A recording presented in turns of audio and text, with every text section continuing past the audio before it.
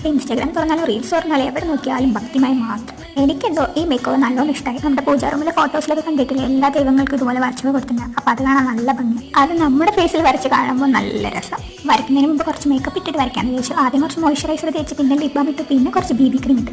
Lipstick വരയ്ക്കുമ്പോൾ കുറച്ച് ചുണ്ട് വേണ്ട, അതിന് വേണ്ടി കുറച്ച് ലിപ് ലൈനർ ഇട്ട് വരച്ചിട്ട് കുറച്ച് ലിപ്സ്റ്റിക് ഇട്ടു.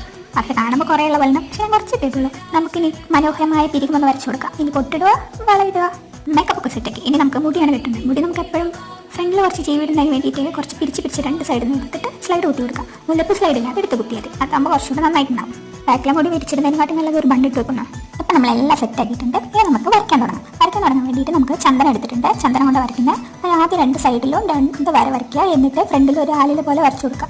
ആദ്യത്തെ വട്ടം വരച്ചപ്പം കയ്യിൽ വരയ്ക്കുന്നുണ്ടായിരുന്നു. ഇപ്പോൾ എക്സ്പീരിയൻസ് ആയിട്ട് വരയ്ക്കുന്നുണ്ട്. ഡോട്ട് ഇടാൻ വേണ്ടിയിട്ട് കളർ വാട്ടർ കളർ ഉണ്ട്. അപ്പോൾ അതിലൊരു യെല്ലോ കളർ എടുത്തൊരു ഡോട്ട്, പിന്നെ അതിന് ചുറ്റും നമ്മൾ ഫ്ലവേഴ്സ് പോലെ ഡോട്ട് ഇട്ട് കൊടുത്തു. ഇതാണ് ഫൈനൽ ലുക്ക്. നമ്മൾ സെറ്റാക്കി.